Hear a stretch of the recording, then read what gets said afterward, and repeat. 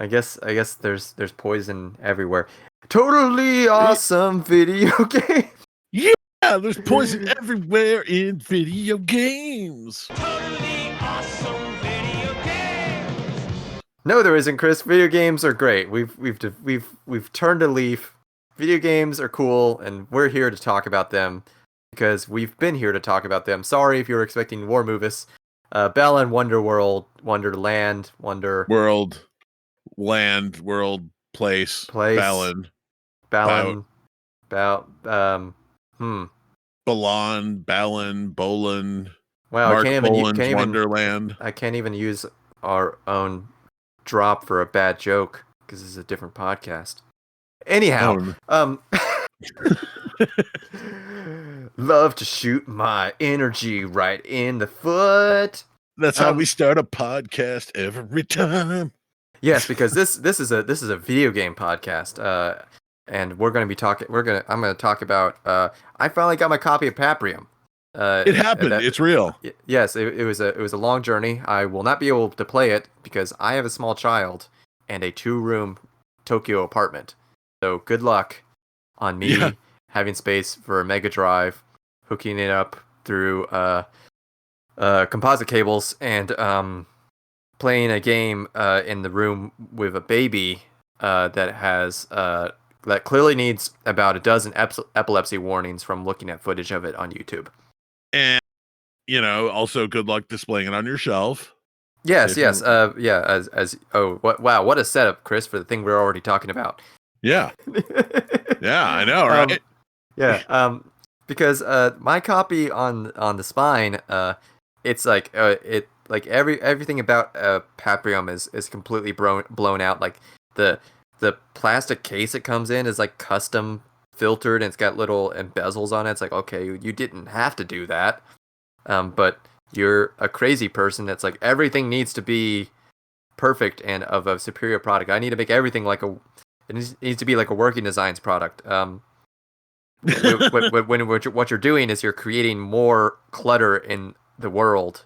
Yep, you're just creating more detritus for people to worry about in their daily existence. In what is quote unquote the product, because now you have this embezzled plastic case with a piece of tape, custom tape over so it's it's sealed, and you'd be breaking the seal, and then you don't want to throw away this embezzled plastic product, right? It's like it's right there. Speaking of which, same token, I got my R-Type Final 2 physical, and it comes, and at least for Japan, the physical box comes in a custom R-Type shipping. Oh cardboard. Yeah, no, they it's funny because I did not get a physical version. I just got the digital. That's a smart play. They were posting about that for a long time about, we made these boxes. They're pretty cool, right? Like, we're going to ship them out in these. And that's cool. That's fine. Whatever. But like, I was like, this is cool. It's immediately garbage for me because I live in Japan. It's like, yeah. Like, I'm not going to hold on to this. Like, it's cool that you guys did it and all. And it feels kind of special, whatever. But it's like, you're sending this to people in this is going to be something that people just throw out, like, because they don't need it. It's not. Especially because it was it's ripcord box design. Oh, so you have to rip it to open it. Yes. Maybe you could do it a different method, but I just ripped it because I believe in using products. That's why I get stuck using a shampoo I don't like for 6 months. Because you bought it and you have to use it. Yeah. It's my own punishment instead of just throwing away the $5 bottle of shampoo and getting a new one. And use a shampoo I don't like for 6 months. Well, there you go. You're stuck. There's my idiosyncrasies. Anyways, anyhow, the box to Paprium, the clamshell case. I think this is the Mega Drive version. That you can look it up. Sega Retro has like 16K images of the box art. It's really pretty cool, actually. It's really cool. Amazing. That extremely high resolution. It's like a 80 megabyte JPEG rules, which made me think, okay, I can take that and then edit out fuck because it says "fuck" on the spine. Yeah. So you can just get rid of that. Yeah, I can take that. I can print it out on some nice glossy, and fold that up. When I actually open up my copy of Paprium, of course it's still sealed because it's a boutique product, and I'm not going to use it. And I don't know. It's in this weird place because I don't think any more are ever going to be made. That's my suspicion. Yeah, no, I'm pretty sure that it is done like that. I can't imagine they're going to be putting out more copies of it. Yes. If you're listening, Fonzie, hi. I'm going to explain. Hey, bud. Yeah, you probably are, based off what we see on the internet. If not, we have been snubbed, more snubbed than we are. We are constantly snubbed, because he gave actually 2 or 3 very, very long interviews, explaining that, and maybe this is true, maybe it isn't. It's like I don't know what there is to be done about this. That PayPal is like secretly run like a mafia organization, and they like had come to his house and they'd frozen his funds. That it only adds to the saga of Paprium. Yeah. So I mean that's and theoretically the game was done in 2018. It's just he had no money, and so he like had gotten bank loans. Like he like really like it would have been easier in the end if he'd just been a thief. Yeah, it would have made a lot more sense.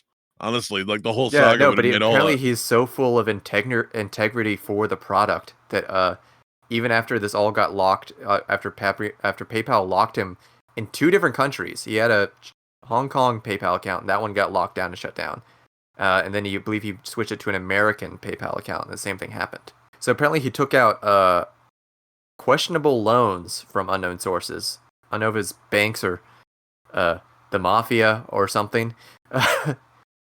To pay for the actual shipping this time, to get this out to the customers. So like he really believed in this bizarre thing. This bizarre Sega Genesis beat 'em up in 2020. Okay, like, Which I mean, so like I was considering flipping it because it was money, right? It's like, yeah. Especially because I was like, I think I might have one of the 5 copies that are in Japan. So I'm sure you could get a lot of money for it. yes, but after watching this 3-hour video in which he and his interviewer are hilariously French. Oh my god, just like before they even open their mouths, you just see the picture, you're like, oh my god, those dudes are French. And they're it's hard to do that for 3 hours. It's hard to do the joke of being a blowhard for 3 hours. Yeah. Especially when you're also a weird, crazy person of principle. Yeah. And it makes you come off really bad because a lot of my friends looked at the video for 2 seconds and it was like, no, I'm done with this. Yeah. I can't blame anybody for starting that video up and just going, nah, I'm out. Good. Because it really isn't so much. It'd be easier if he was a thief or a blowhard, but no, he just like is so devoted to his beliefs in this product, and also kind of a crazy person. Yeah. It's uncomfortable. Like it feels very disconnected from reality. Like in that way of like, but it's also the flip side. It's like, I believe in this. I believe this is a good product, and I believe in giving you the best thing possible, and I will do everything to my own ruin to deliver the product. Like it is semi-aspirational. Yeah, it's weird. It's like intense. Fonzie kind of proved he was better than everyone, but also he's a crazy person who trolls people and says like, I can't answer your technical support. I'm getting too much hate mail. And it's like, I don't know how much that's actually happening. Maybe it is. Yeah, like it's very weird. I mean, you 100% get the sense that he believes in himself, but also like what? Like it's so, that video for me was hard to watch because he is so, well, yeah, he's so intense just all the time, just very, very intense about this game, which He should be. yeah, but it's just it's hard. It's really hard. And like you said, it would this whole saga would have been way easier if he was just trying to screw people out of money. Or decided to give up. Yeah. If at a certain point he was like, you know what, this is too hard. I'm just gonna take the money and run. It's fine. Or I don't have the money, I don't have the game, that's it. I'm gonna go do something else. Yeah. Anything along those lines. But no, he has this huge, intense dedication to beating the world and getting his game vision out there. I've not seen an update about this. The most recent step I had seen was that he announced he was going to sell off the IP to pay for legal fees and for these undisclosed loans he's taken out.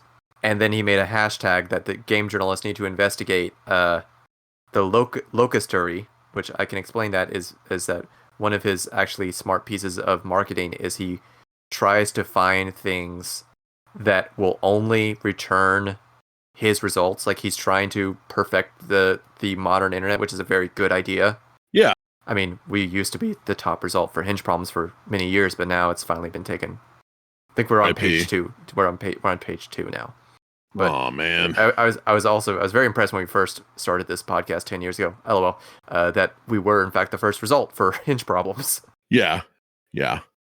So he chose a strange word to talk about, like PayPal is run by the mafia, and it's like, oh, okay. I don't know. I mean, yes, that would be a serious journalism thing. I don't know what anyone could do outside of world governments. Yeah.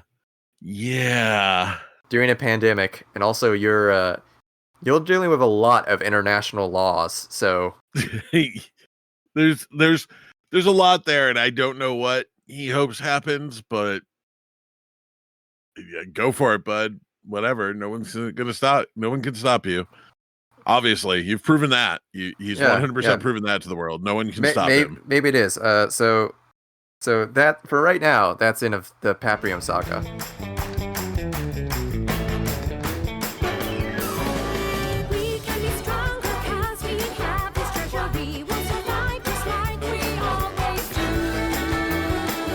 But the reason this Hinge Problems, the video game, is so late is because I had to drag my co-host here, Chris, across the finish line for Balan Wonderworld. Balan Wonderworld. Yeah, Square Enix's Yuji Naka's hat game. We talked Starring about Arrow the Acrobat. Yeah, the last cast, and I was like, Chris, we can't cast about it unless you have beaten it. And then you were live blogging as you were getting towards the end, and I was like, yes, this is what I wanted. And I wanted to know, now that you were past that hurdle, at least I don't think we need to spoil it because, well. Oh, I don't want to spoil it. Yeah, I don't want to. See, there's part of it. Yeah. That how did you feel? Do you understand what I was going for? That I feel like we could not actually talk about this fully and critically without you having finished it. No, I feel like to talk about Balan Wonderworld without finishing Balan Wonderworld is to try to analyze a long story joke, but only knowing half the punchline. And that's not to say the game is a joke, but it is to say like it has to be looked at as a whole. Like it has to be examined as a whole so you can understand, well, or you can understand how much you don't understand what happened. Hilariously, if you had managed to beat it in the same time frame I had and we recorded, we would have said multiple times on that cast, okay, well, just go out and play the demo, which you can't do anymore. Oh, because quite honestly, the demo of that game cost them sales. Like, I can 100% say that. I mean, who knows? When the game didn't even chart in Japan, which still blows my mind. Yeah. And on the week of this release, they released the Media Create Famitsu listings for, which again do not include Amazon or digital sales. Okay. The number 30th game had sold 1,800 copies. And that was and more than Balan yeah, Wonderworld. it was kind of a bad week. It was a bad month for Square Enix because they also did that 3D shooter that I don't remember the name of now. Oh yeah, Outlands or something like that. Yeah, Yeah, whatever. Outrider. Outstrikers, Outdoors. Yeah, Again, maybe Fonzie's better at name optimization than we should give him credit for. yeah,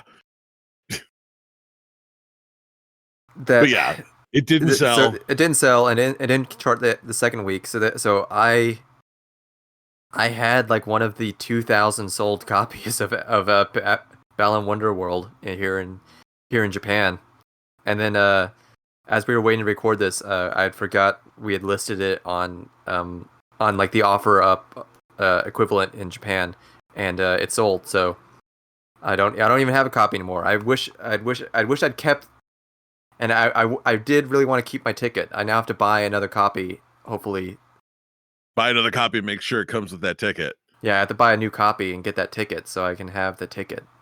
Yeah, because that's an important relic and an important badge of. I don't want to say shame, just a badge. It's a badge that I was there. Yeah, exactly. I kept the receipt. I have the receipt in the notebook, but I was there when I saw the waters break and move backwards and all that whole Hunter S. Thompson speech that doesn't mean anything. Yeah. Yeah. Oh man, there's. I have no idea how much it sold in America. I don't particularly keep track of that, but it can't have sold well. And honestly, yeah, we would have told you to go play the demo, but you can't play the demo anymore because, like, I genuinely think just watching the internet's reaction after the demo released, there were a decent number of people who were curious about the game, and the demo made them uncurious. Yeah, the internet's reaction to this game is so baffling to me that everyone is like, "It is the worst game ever. I hate it. Oh, yeah, it's so bad." It's like it was. I was so surprised at how negative it was, and then the reviews came out, and they were so expressly negative. Which, let's be clear. Let's both of us be clear. It's not a good game. No, I will never tell anyone that this is a good game. It is not. It is not. It is a fascinating, strange game. Yeah, But it is by the metrics of let's give this a review. Well, I would give it 4 box foxes out of an undisclosed number. 4 box foxes, and box fox gets to feel how many that's out of. Yes. No, this is not a good game, but you're right. The internet reacted like this game was a crime against art, a crime against humanity, a crime against existence. Like Yeah, that there there were was so many. nothing redeeming or worthwhile in it, which is what got to me. Well, obviously, my early reaction was, okay, well, you're being very critical of a game meant for children. Yeah, I mean, first off, that's the thing. Like right away, clearly meant for kids. Like there's some complicating factors to that later on we can talk about, but clearly aimed at younger children. So what do you mean by that? Well, okay, it's mechanically simple because every button is jump. Every button is the one button you need in the game, including in the menus. There's no cancel button in the menus. You have to select exit the menu and then hit the button, which is every button on your controller that's not a joystick. Yeah, it is very rarely actually challenging. Yeah, the only like or presenting the player with a challenge. To be fair, yeah, the only challenging thing is like playing hide and seek in ways that you maybe haven't thought of yet.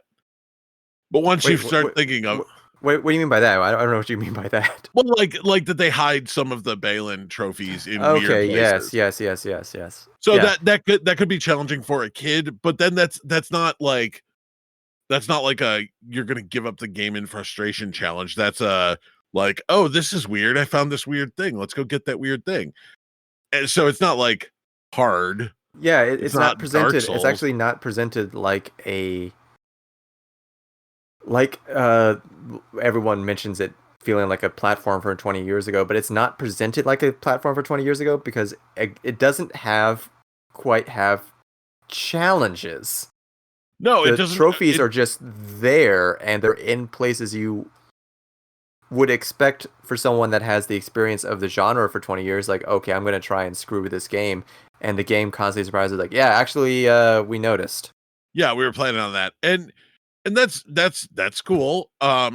But in furtherance of there's no challenge, there's no set number of lives.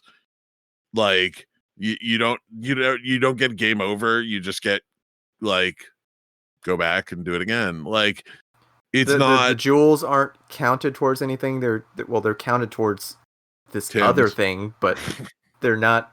It's not like, oh, you need to collect 50 jewels or whatever. There's Yeah. like this soft barrier of you need to have done enough of the game to unlock the next set of the game. Yep, that's it. That's all there is. Yeah, you need to have found enough trophies to get to the next thing to find more trophies. So in case someone is listening to our podcast and has not seen the game, what is the game? You enter into a world and you get hats. And if you get hit, you lose that hat, and each hat has some sort of ability that may or may not include jumping. Yes, because every button is jump, so every hat has one ability. And that ability could take away your jump. Yeah, sometimes those abilities are like you jump and you can, butt stomp the ground, or you jump and, a tornado comes out, or you can no longer jump, but you can shoot stuff now. Yes, but the remarkable thing about 90% of the hats is they feel horrible. Oh God! or not just they feel unrewarding. To make the obvious comparison to Mario Odyssey, getting a new ability in that game is a joy, and in this game, getting a new ability is just it's baffling how sad it is. Well, and I think part of what makes it so sad is when you have no abilities, when you are the boy or girl, because you pick at the beginning of the game if you want to be a boy or girl. When you are those characters, your jump itself feels so unsatisfying that when you get a hat that just adds an ability to that jump, it's just still unsatisfying. I mean, there is a little bit of a double jump, but yeah, I think about how much in the very first stage, so many of the ledges are just a little too high. Just like the kind of a little too high that makes you long for the game to have that, grab the ledge and pull yourself up feature, and it does not. No, that's not here. Which is something that I kept thinking about. Is like it's designed. Video games could be about anything, and they made these hats all kind of bad and frustrating. Well, and that is if there is something that we can say about this game, it's a bad game, but it is so intentionally designed. Like, these are decisions that people made over and over and over and over again, and there is at no point is there any sense of like, well, this is in here as a mistake. No, this was designed to be this way. Yeah, like you get this fanfare. You always have a little dance to show like, hey, new hat, yay! And then it's like, let's flash forward to World 11, which is the biggest culprit for this. Oh my! Which I knew was like, oh, Chris is gonna have a great time with World 11 because it's the worst world. And you should have every hat is bad. Every hat sucks. The world is terrible and designed to murder you. The plot of the world just doesn't make sense, and we'll get back to this, but in this place, you get it's theoretically it's a fire world, and like the world's on fire and there's lava everywhere, and then you get a fireman hat, and and it's like, yay, fireman hat, and you do a fun dance, and it's like, excite me, yay, and then you shoot, and it's like yeah, you shoot, you turn into a fire hydrant and you shoot this little drop of water 6 inches in front of you. If you charge it up, you can shoot that drop of water like 3 feet in front of you. Ooh. But you're also stuck being stationary. Yeah, you can't move. You have to charge it, and also like And then it's just like pew. pew, bloop. Yeah. Well, and if the water falls on lava, it turns to rock, and you can walk across that in the thing that you're instantly like, oh, this is a solution to a puzzle that I don't want to solve. Or alternatively, you get the bulldozer hat, which allows you to slowly push a block. Slowly push a giant one specific kind of block, not like all the blocks that you might see in all of these worlds and go like, oh, maybe I can push those now with this hat. No, you can only push the yellow blocks with the stripes on them. You cannot push any other block, only those blocks. And the push mechanic is slow and plodding. But it's designed that way because did you notice like there's momentum there? Yeah, like that's the thing. Is there's momentum, there's a building of speed, there's the animation of him like turning his hands into the bulldozer thing and like scooting it onto the rock is really like intensely animated. It's a whole process that is clearly the work of a lot of people, and there's clearly someone in charge going, yes, we have to make this costume into a bulldozer who's going to turn into this thing and who's going to shove this box, and it is going to feel heavy and slow, and then it picks up speed for like half a second because you hit the wall at the end. Yeah, and it is going to just kill whatever momentum you feel before this. Like, one of the thoughts I had playing this game is like, maybe this is a game designed to like make speedrunners really angry, because so much of the game is like, hey, you were running through this, now stop what you're doing. You can't run through this now. Okay. Well, yes, I thought about that too, because because when you change hats, you stop. Why? Why do I have to stop to change hats? Yeah. Wouldn't it be more fun to be like, pudding, pudding, pudding, pudding? Yeah, exactly. If I could just jump through the air and then mid-air change hat and land as a different character, that would be interesting. That would be fun. That would have a sense of momentum and free movement through the levels. And for some reason, in its intense design, this game does not want you to have that 3D Mario game feel of like, I'm jumping through the level and I am elegant, and there is, I'm flying and I bounce and I go around the turn and I do this thing and it's a ballet of action. No. Balan Wonderland doesn't want that. Like so often you just get a hat and it's like, okay, sure, whatever. Yeah, so often you get a hat and you're just like, oh, okay, this is how I solved the thing in the next room. Okay, that's fine. I know I had solved it in the demo. Like the internet latched on to Box Fox, which Box Fox is an incredible idea. Oh yeah. It's just presented in like the worst place, and it's in all these baffling decisions. And Box Fox is you're a fox that turns into a box when you feel like it, when it feels like it. Yep. Not under your control, but sometimes you can just move through the stage, and then randomly you'll flash, and suddenly you're a box, and whatever momentum you had before the half second before you turn into a box is gone. But well also you have it. You have the momentum you were having. Yeah. Because like the solution was so baffling, because they really should have done something else for where that you used it, because it's miserable. I don't remember where do you use it? Okay, the easiest way is picture an escalator. So you have a flat part, an incline, and then a flat part. Yeah. And then off the other side is instant death. And at the bottom of the escalator is a portal which you need to slide through. So because if you're just on flat ground and you turn the Box Fox, you just stop. Yeah. So what you want to do is you start having momentum. You see the flashing because you're about to turn into a box. Run forward and start going down the hill, and then you turn into a box and slide into the portal to do the thingy. The problem is the portal's too small, it's kind of like blind bowling. Yep. It's kind of like bowling because you don't know exactly when you're going to let go because this whole game is full of weird timing windows. It's just and weird timing windows with imprecise jump mechanics, so you can't always do them right. It's so weird.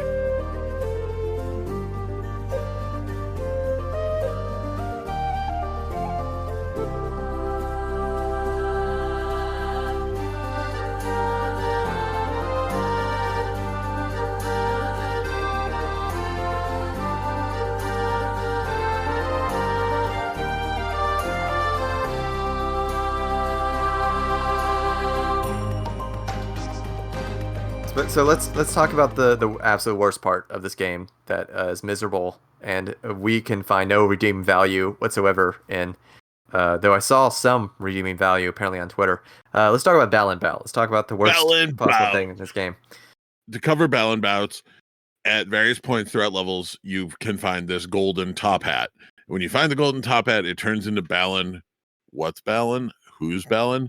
Balan's a character. Stop. He's the one who has transported this boy or girl into the magical place. world of Balan Wonderworld. Yeah. So when you find the top hat, it turns into Balan, and he says like something in the made up language. We'll come back.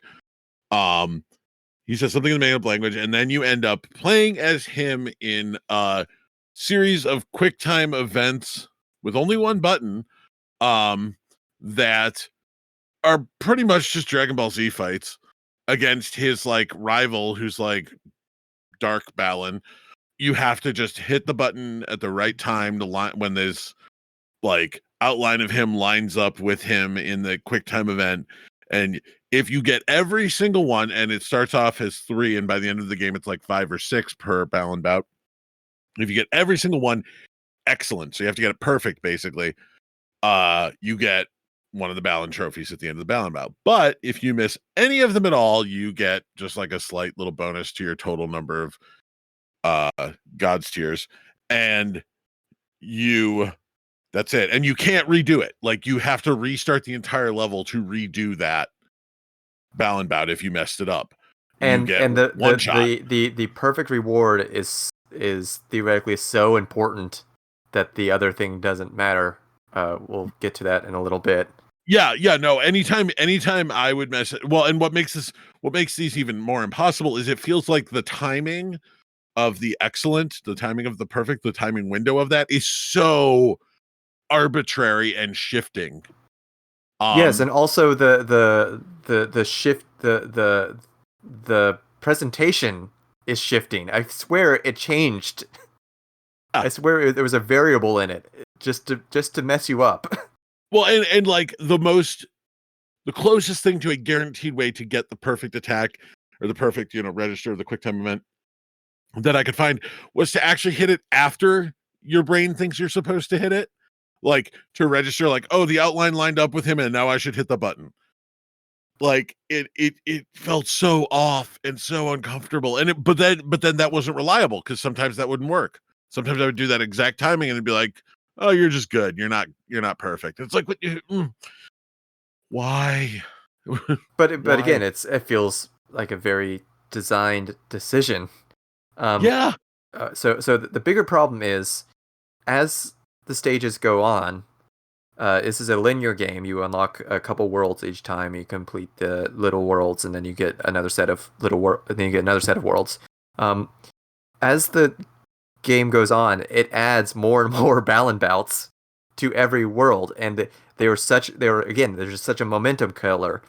And they're the worst thing about halfway through the game is as you're exploring and you go around a corner, and there's the little gold top hat, and you're like, no, I'm out, because they're all the same. And they're all the same, and you're gonna mess up one button press each time you do it, and you're not gonna get. And it's gonna hurt. It's gonna hurt. It causes emotional distress. You just, like, honestly, more than anything else in this game, like, if I could say that there was one part of this game that I understood the internet's reaction to this as being the worst game ever, kind of things, it's the Balan Bouts. Everything else, I don't understand people thinking it's the worst game ever. It's bad, but it's not the worst game ever. But the Balan Bouts, every time you mess one of those up and miss one of those button presses, I was mad. Like, it felt bad. I was just like, I hate this game. What am I doing? And then what is art if not emitting an emotional response? I mean, Oh, yeah, yeah. sure. Sure. If that is your measure of how an art is, then like, whew, Balan is art It was so miserable. It just made me. every Even time. now, it hurts. Yeah, and then just thinking back. and then in the post game, you don't have you get like an extra stage for every world, and those don't have Balan bouts. And those, I was like, oh, I'm kind of having a little bit of fun with this. Oh yeah, the problem with the Balan bouts is every time one of the worlds starts to become interesting, like in terms, because there's some little interesting level design going on occasionally. There's some interesting conceptual design going on occasionally. Every time it starts to get interesting, you find a Balan bout hat, and you're like, oh, I don't want to do this. I don't like you anymore, game. Yeah, Every but time. you have that little tension. You're like, well, if I do this, then I'll get another trophy. It only take like 50 seconds. I and I'll have tried another so trophy. many of them, and I got 2 trophies from them. Out of the 42. Yeah, 42 out of the 42 Balan Balan bouts that you can do, I got 2 of them. And like, I'm not that number's bad so at quick time ridiculous. events. It's so ridiculous as far as so let's game theory this. Game theory. Was that supposed to be something else or what? Why are there 42 of them? I don't know. Honestly, like the first time I saw one of the Balan bouts, I was like, so was this originally supposed to be like a Knights mode that I was supposed to fly around as Balan and do something, and then they just kind of ran out of budget, so they turned it into a quick time event? The other bad mini games in this game, like please let me do the golf one, which has a lot of physics for some reason. Who knows? Like throw object. Why does the golf game have a lot of physics? The bowling one. Oh, okay. So the bowling. So there's every once in a while on a level you'll find either bowling, golf, or baseball. Okay, baseball is pretty self-explanatory. You pitch the ball, you try and hit it towards targets. Okay. Oh, there's soccer They have like as well. 5 different. They have like 5 different pitches for some reason. It's like, why is there all these different pitches for this? Yeah, when it comes down to the same timing every time. And only have three at bats, and then it's over. And then why can I quit to menu during this? Yeah. So the bowling one is my favorite. I'm sorry, quit to title screen. Why is it quit to title screen during this? I don't get that. What? Yeah. The bowling one's my favorite because, okay, bowling, you roll a ball down an alley, you hit pins. They make you do the bowling one, especially the last couple times it shows up, in areas that don't have flat ground. Like there's this one where you have to do the bowling and there's like kind of rocks going across the thing that completely screw up the trajectory of the bowling ball. And the ball just goes off the screen. You're like, what? Why is this here? Exactly. In almost unpredictable ways. So like you will take your time. You're like, oh, I'm going to line up. I'm going to get a strike here. And then you'll bowl the ball and it'll just hit a root and it'll just like bounce 15 degrees to the left and maybe hit one pin. And you're like, oh, dude, what? No. It's so great. I loved that. It made me smile so hard how trolly those were. That was so Again, good. not a bad decision. Like the sort of thing that's running my mind is like, this is, if you want like the bad movies of video games, here is one. Yeah, it's fascinatingly bad. Like it is not a bad game in the way that so many bad games you play like 30 seconds of and you never want to touch again. You're just like, oh, that game's garbage. I don't want to play it. Like Balan, every time you encounter a new decision, and many of them are bad, some of them are good, but many of them are bad. I found myself like stopping and going like, what was going on here? How did this happen? Well, part of it is I feel like I should clarify myself, something I said earlier, is that it is a game it was made for children. I don't think children would necessarily like it, but it's okay. So it's simple. There's relatively lack of challenge, except as we've explained, there's like a lot of weird little challenges, and there's a lot of weird. If you get hit, you lose your hat. Why do I lose my hat? Why do I have to farm for hats? And sometimes the weirdest part of that too is there are ways you can get hit where you don't lose your hat, but I have no idea what the difference is. Specifically, this happened a couple times during the last boss. I would get hit by the last boss doing the same attack. One time I would get hit by that boss, my hat's fine. Next time I get hit by the same attack and I don't have a hat anymore. I don't know why. No explanation. There is no explanation. It's Balan Wonderland. Let's go. It's so weird. And yeah, why do I lose my hat? Why am I set back progress? Why do I get to store up hats in a way that's not really ever totally clarified? Like, Yeah, it's never explained if you stand on a checkpoint and then you can go into a closet to change your hats. yeah, and that you can, if you have 3 hats and you get another hat, that the hat that you bumped off of those 3 goes into your storage locker. Okay.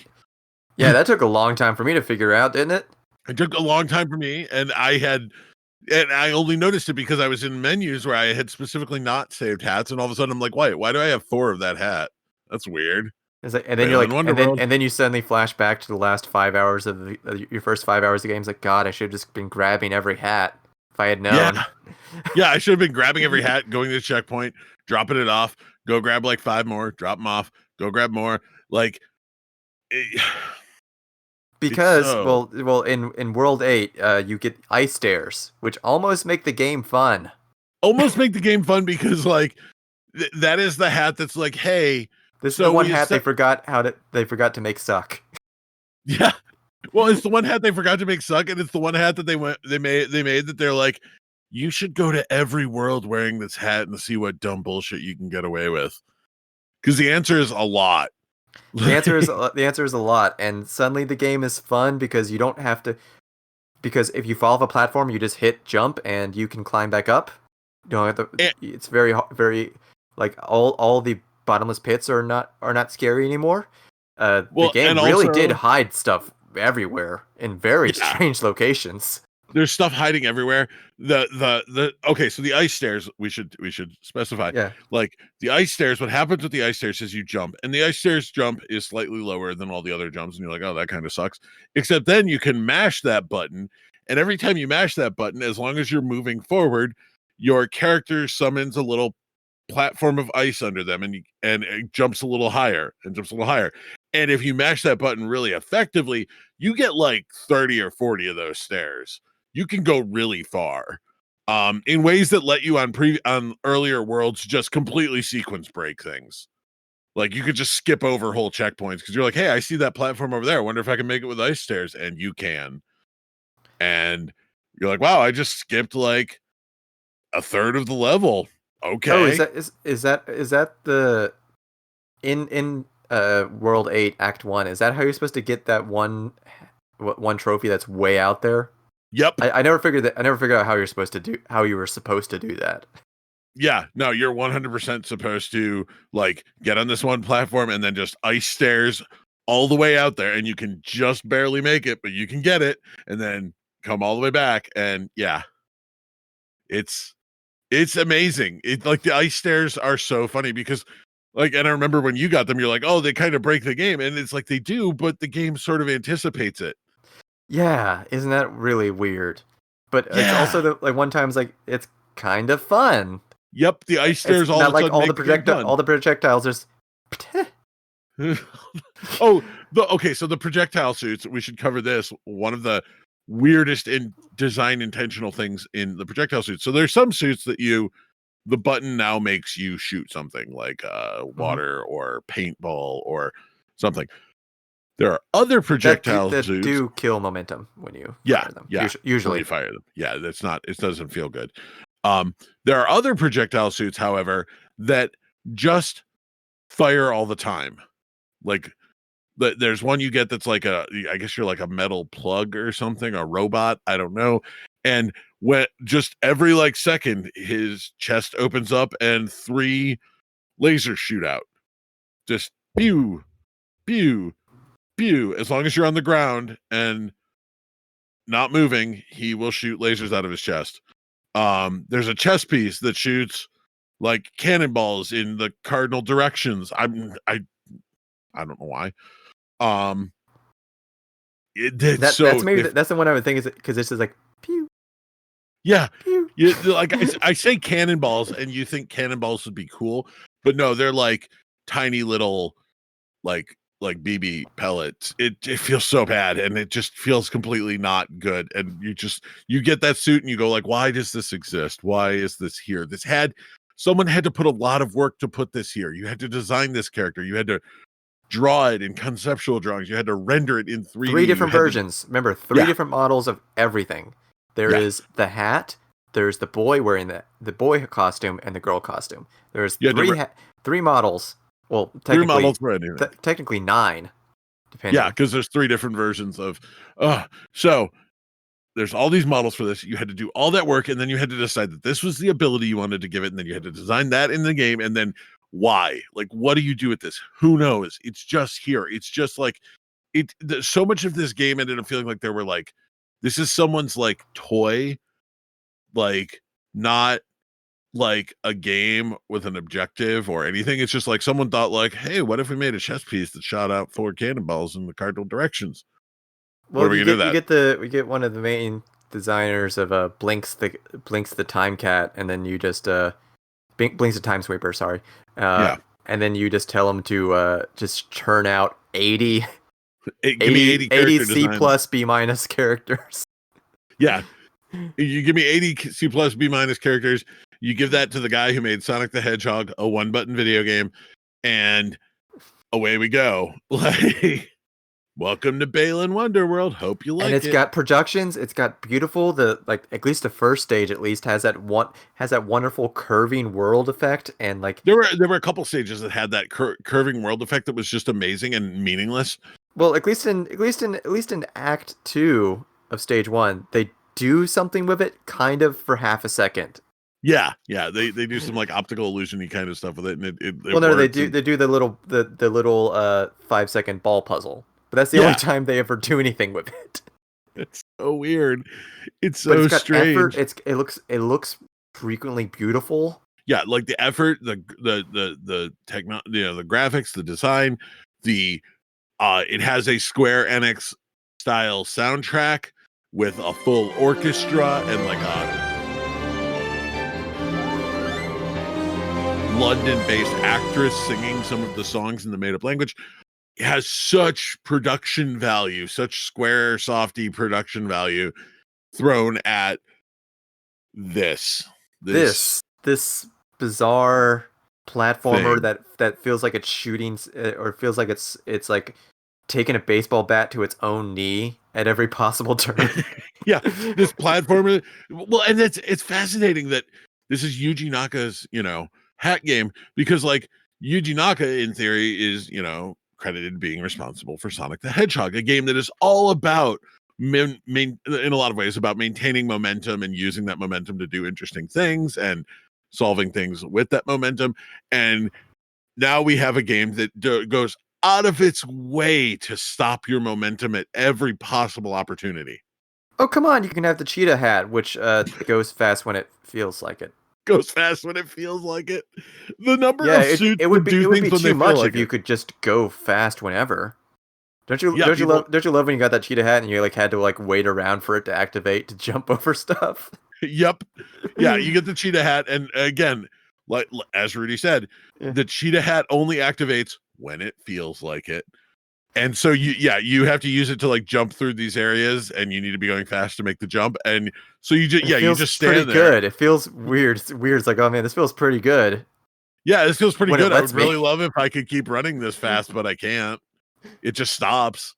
And that's the thing. You get running, you got a good head of steam. You're like, oh, this is great. I'm making this jump, and then you land, and it's just like, I'm done running fast now. Let's just slowly walk over here. So this isn't super long, but we need to try and untangle what is Balan Wonderworld. I have to slow down every time I say it, so I say the right name. Yeah. About two kids go into a magical world hosted by a creepy clown jester that is ultimately very charming and absolutely terrifying. It's a wonderful character design. It's amazing, yeah, because you never know when you see Balan themselves if you are supposed to like this character. Are you supposed to live in terror of this character? Or a little bit of column A, a little bit of column B.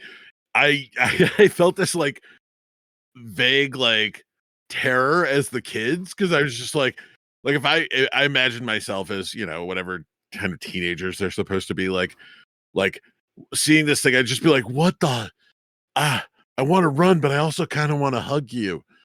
I don't know. And the teenagers are maybe escaping some vague problem. Like it was stated in some interview somewhere that Yuji Naka's like, oh, I don't really believe in story.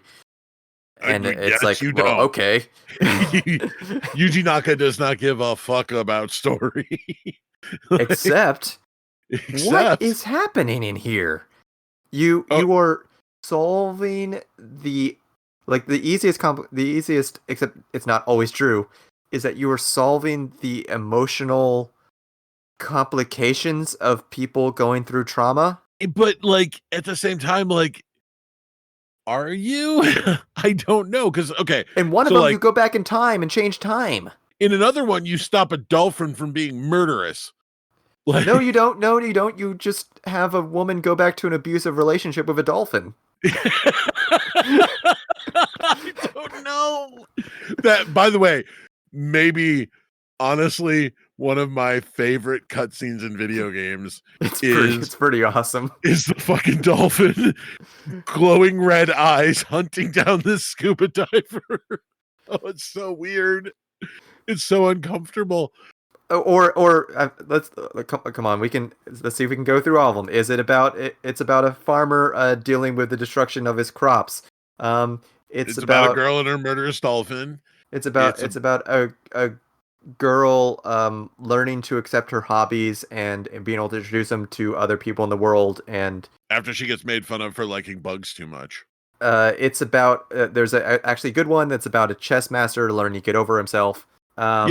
There's two of them that are about people. There's also the painter that's about getting over themselves. There's the kid who wants to build a plane for some reason. Yeah, no problem there. He succeeds finally, I guess. Yeah. Like he tried to build it a couple times, it didn't work, and then you beat the boss, and he's like, "Shit, man, I can build a plane. Let's go." And he does, and he flies away. Okay. Yeah.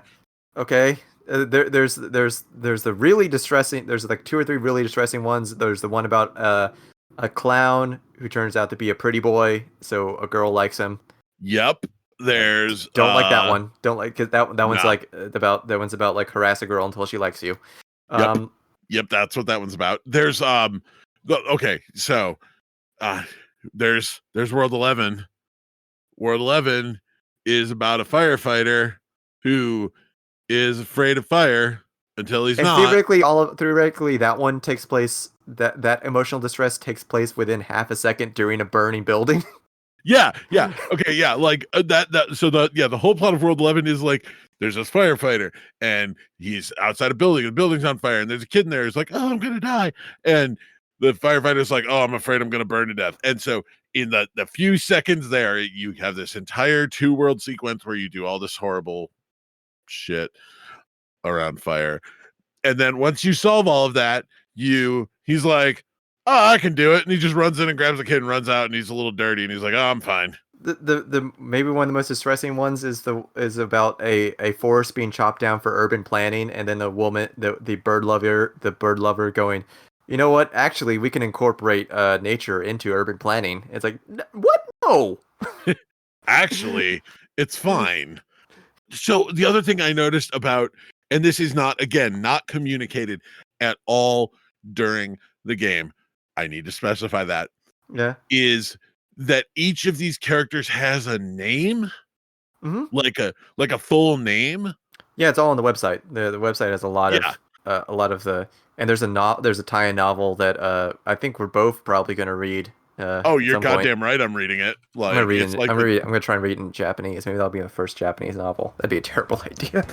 Do it.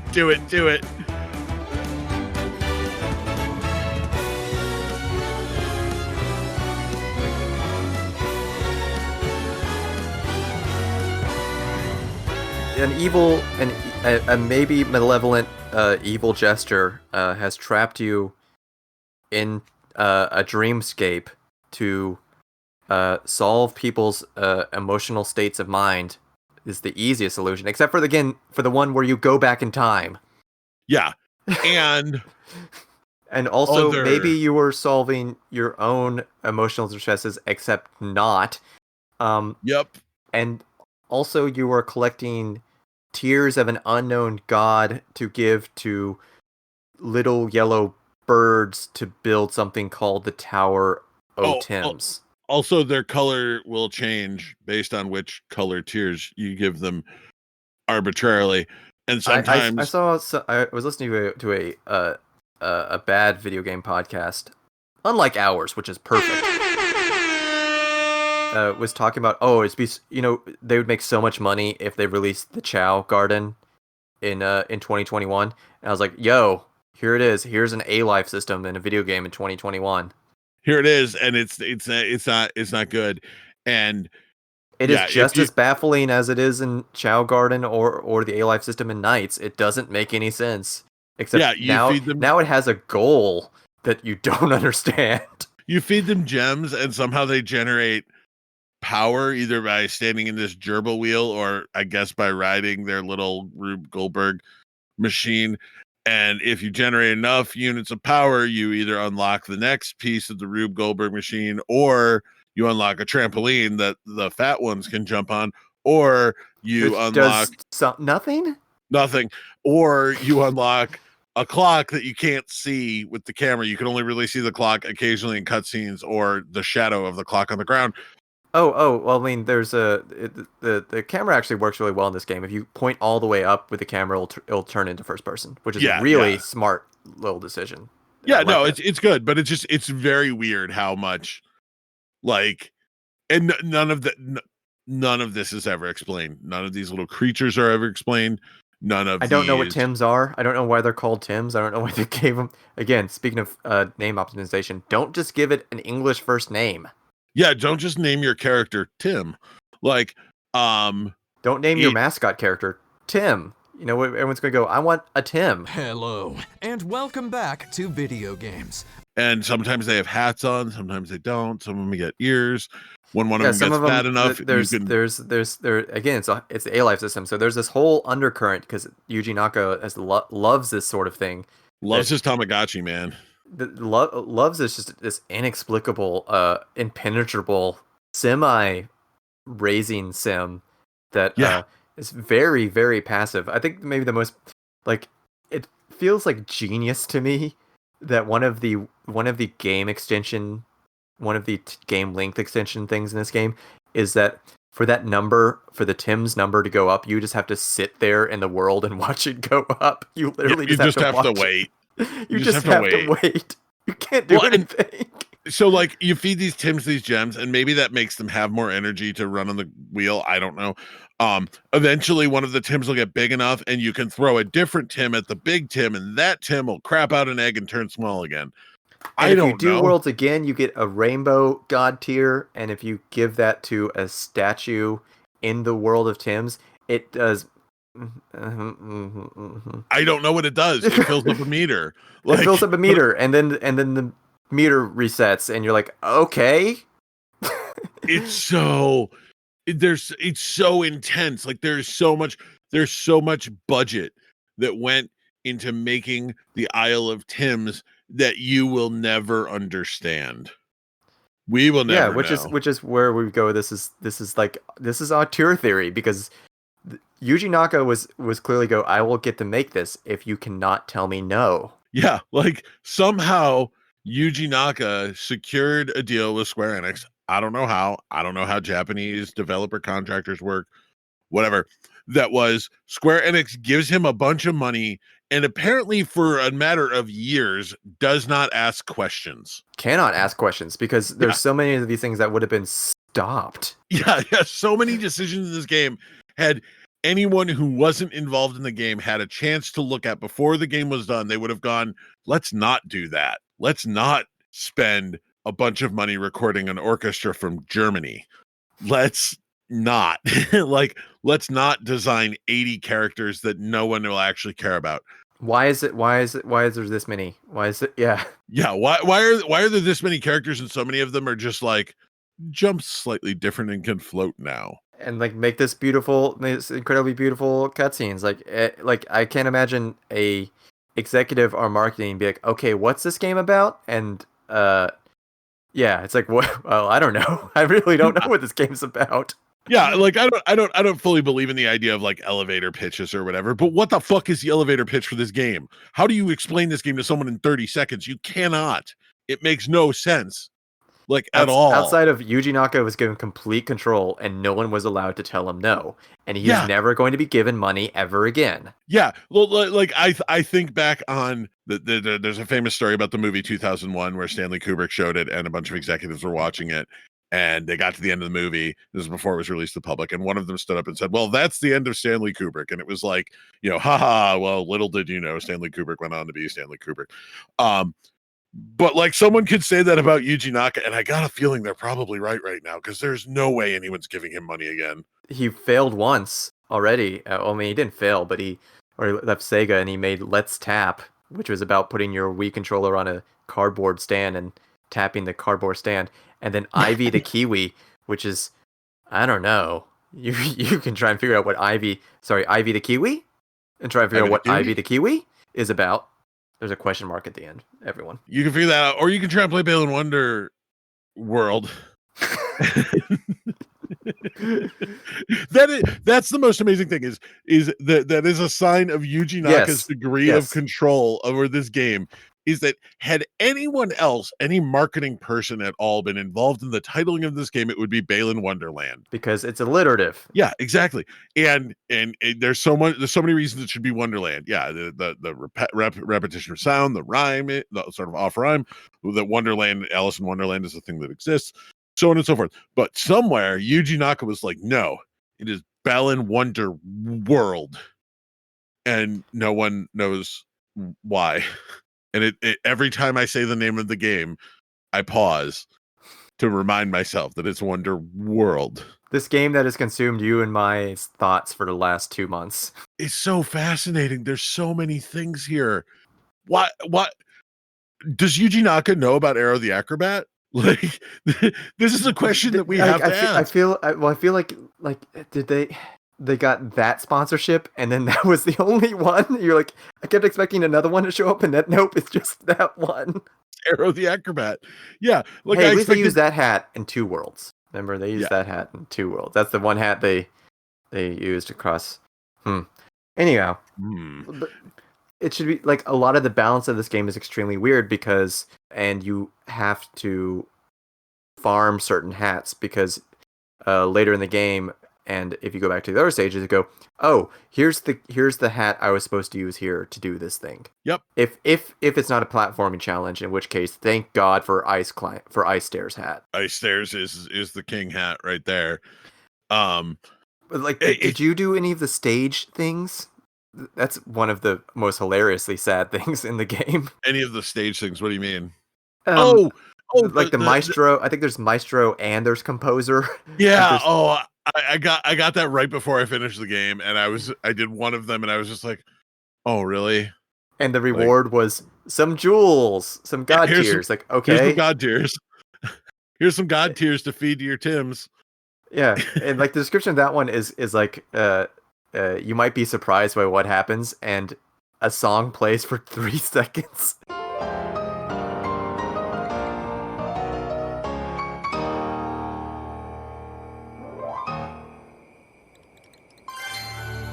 Yeah, I'm not surprised at all. It's a stage with a music note on it, and I'm a character that's a music instrument, and I stand on the stage with the music note. It's a song I've heard already. Yeah, like, and I play do, and then some gems pop up. Again, one of the baffling, strange, wonderful things in this game is everywhere in the world there are people dancing to your performance, I guess. I don't know. There's little like ripples that appear on the screen sometimes in time to the beat of the music. I don't know why. Yeah, there's the different costumes show up dancing as characters in the levels. The people that each of the levels are themed around sometimes show up in the middle of the level as these giants that disappear if you get too close to them. Yeah, but then there's like, hello. Yeah, sometimes they talk. They're just in the weird fake language, which I feel like the fake language was really a big disservice for the musical numbers because they're just clearly big bombastic Disney Yeah, big bombastic, and inspirational, like Disney, Broadway. and if you they know, were that, just in English, sorry, the world, but if they were just in English, people would be singing them and making videos, but they're in this weird gibberish language that yeah, really hobbles it. I mean, I understand. Again, this is huge. Like if any marketing had been allowed on this game, this is what would have happened. Instead, Yuji Naka was like, "No, this is a game for the world, and if we put it in a language, then it will suffer for it." Yeah. And also maybe like a sort of programmer mind, like, "Oh, we can just put in subtitles where we need to." but then like hilariously, there are like the musical numbers that you get for beating each stage, long sections of this made up language that have no subtitles. You have no idea what they're saying. There's no indication. Like you can tell the musical numbers are supposed to be like inspirational little jaunty tunes. They could be singing about anything at all, and you would never know because you don't get a subtitle for it, and it's in a language that no one understands. And they're elaborately choreographed, and they're just like dancing around. But But then the problem is, there's only two. There's only two songs. there's two songs and two dance numbers that are just recycled. Oh, is it two? Is there only one?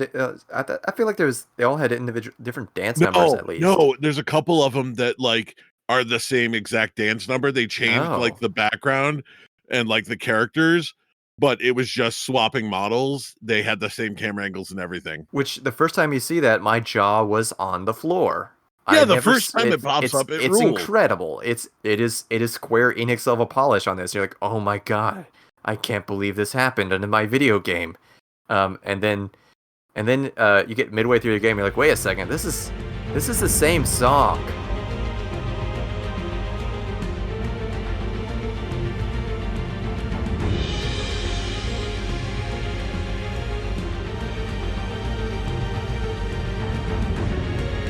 As for as much as I'd say the costume designs are B minus C plus, like the fact that they took those character designs and then combined them to make the really cool and weird looking boss monsters. Yeah, these wild boss monsters that also sometimes have inscrutable ways to hit them.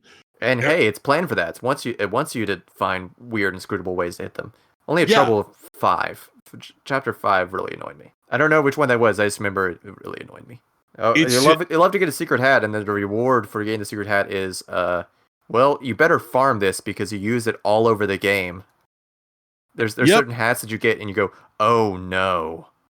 Yeah. The minute you get that hat, you're like, oh, I need a lot of this. Because well, again, maybe just designed to extend playtime. Like, okay, I'm gonna wait here 40 seconds for the hat to spawn again, and to pick it up.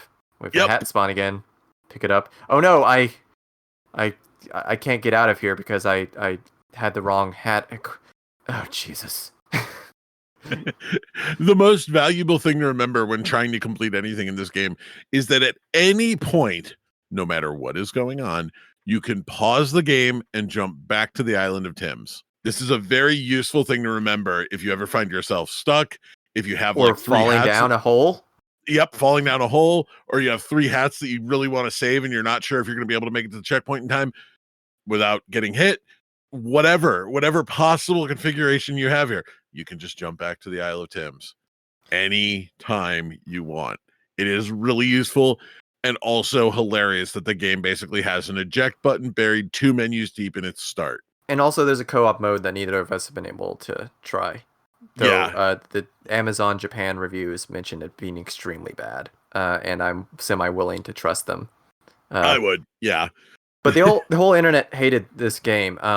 I think, this restating just to wrap it up, I think it is an incredibly fascinating game. If you want to play a game that's extremely weird, that someone had complete creative control over, and guess what that looks like.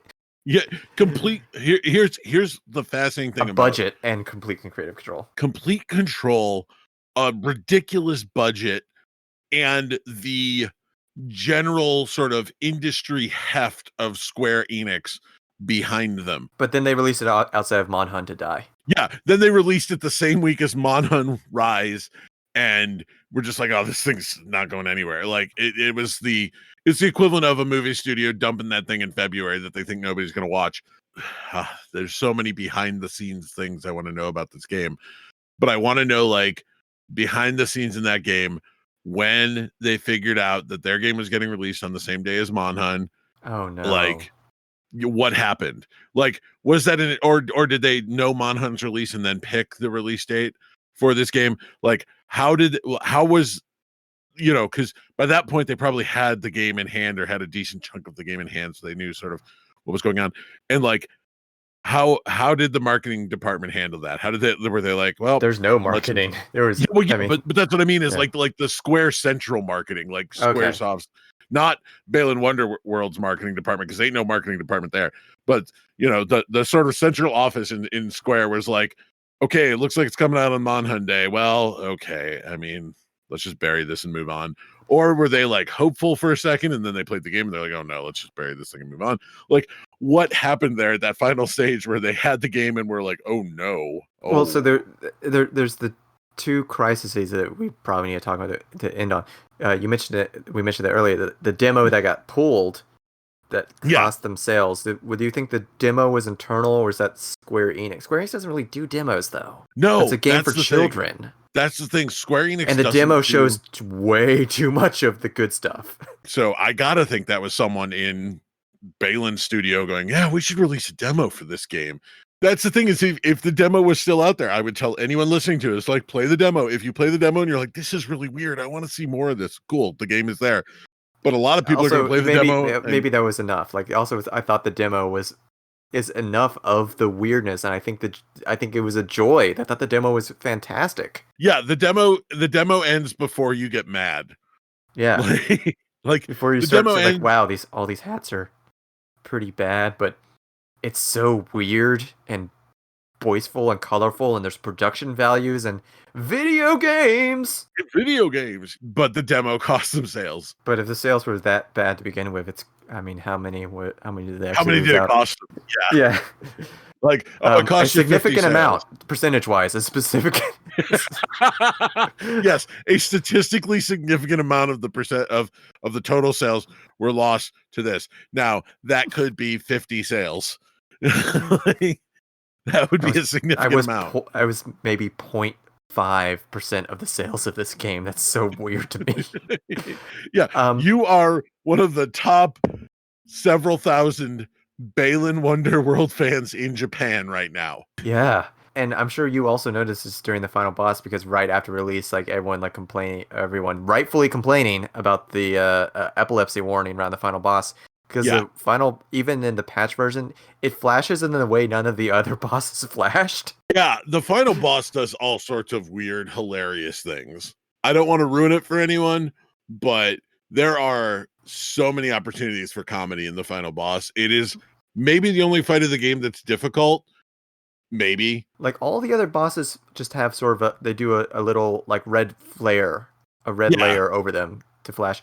But at least in the patch version, they're like, let's just have the boss flash bright white. I don't know what the.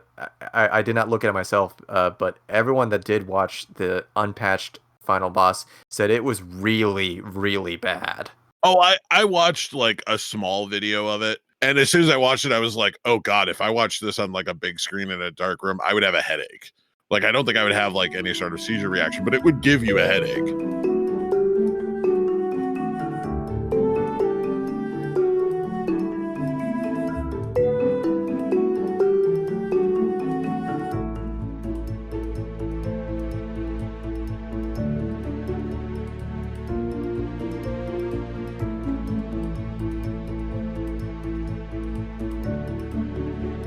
Chris, what do you think about this game in the end? Yeah. How do you feel about that? They dragged you over the finish line. Oh, I am glad that you did that. I'm giddy that you did that. I feel like there are very few video games that I can say have maybe changed myself as a person. Balan Wonderworld did that. From here on out, like, when I meet a person that plays video games, there's going to be a part of me that's just tempted to say, so like, hey, what'd you think of Balan Wonderworld?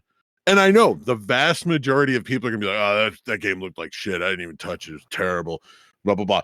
But I I live for the day when I'm going to meet one person who's going to be like, what a weird thing that was. Like, and I'm going to find that person and I'm going to hug the them. potential to. I keep it going. It's going to come back to this point where it's going to become a bad. It's a bad movie, bad game. Bad movies like, say, The Room, for example, that requires like 2 hours of your life invested in it to watch it. Mm-hmm. To truly understand the extent of Balan Wonderworld's badness, it's like a 15-20 hour long game. Like, it's not short. And like, and there's still a novel. And now I'm afterwards. I'm so in on the joke. Like, yes. I think it's really funny. Like, just how sad and frustrated I was. Like, I need 8 more trophies. God damn it. I spent 2 weeks sitting around needing 9 trophies to get to the end of the game, and I couldn't make myself do it. I tried. I wanted to record this podcast. I tried. And then like Nier came out and I'm like, oh sweet, this is an excuse not to play Balan. Like Monster Hunter came out. I got it more a new expansion thing came out from Monster Hunter. Cool, I'm not playing Balan anymore. Like, it was any excuse possible. And then finally, a couple nights ago, you're like, you need to do it. And I'm like, oh god damn it, I do. And now that I've done it, like, I look back on that experience and it makes me laugh. It makes me smile. So funny. It's so funny and bad. And so when I meet that one person who didn't take the internet's "it's a bad game" reviews for, as the final opinion on that, had to play it themselves and did play it themselves, and then has like, I feel like I'm going to say, like, what'd you think of Balan Wonderworld? And they're going to have like a 1,000-yard stare, and then they're going to start laughing, and then they're going to say that was weird, and then I'm going to hug them. Yeah, I'm just going to hug them. Because you did it. It's a magical.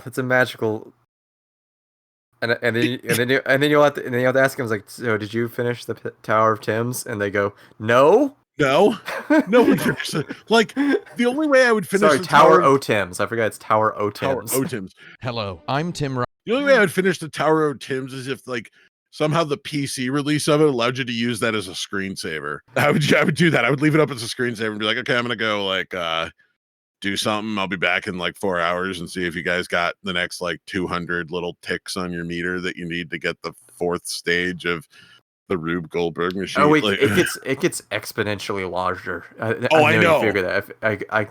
I got it to like 3,000, and the next step was 10,000 ticks. Yeah, 10,000 is what I'm at right now. I'm at like, I think I'm at like 8,700 last time I played it. Yeah, I was dedicated. I was like, I'm gonna see it. No, I'm not. No.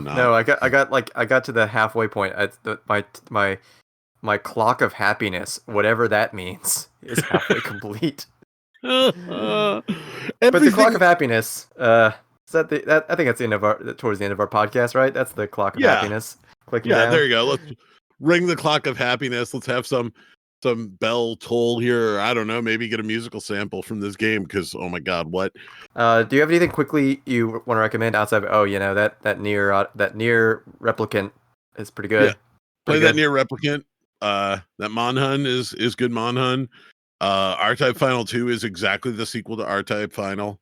So if you played R-Type Final and you liked R-Type Final 2 is there. If you didn't, well, don't. Our War Movies episodes are better than this, certainly. Oh yeah, our War Movies episodes are structured, and we actually talk about like meaningful things to other people, not just like Yuji Naka's dumb bullshit. Like, we have actual like meaningful emotional conversations occasionally, not this. This is just a little bit of trauma therapy, or I don't know. It's like you had a really bad experience at a party, but you can laugh about it the next day. Yeah, I wouldn't even call it lasted trauma. 15 hours. Yeah, no, it's not trauma in terms of like this isn't going to leave some great emotional scar on your personage or whatever, but like I'm gonna laminate that ticket and I'm gonna carry it with me wherever I go, so I know I did this. Like, This is what I did to for myself. that day where you meet Yuji Naka on the road. Where I meet Yuji Naka on the road, and instead of killing Yuji Naka on the road, I'm gonna hand him his Balan ticket. I'm glad it also came with the American version. That makes me happy a little bit. Oh yeah. That was as soon as I opened it and I saw that, I was like, oh, we are in for a thing. Yeah, it's showtime, and it was showtime. It's showtime. For Hinge Problems, I've been Rudy. I've been Chris. Shoot the hinges. Hinges.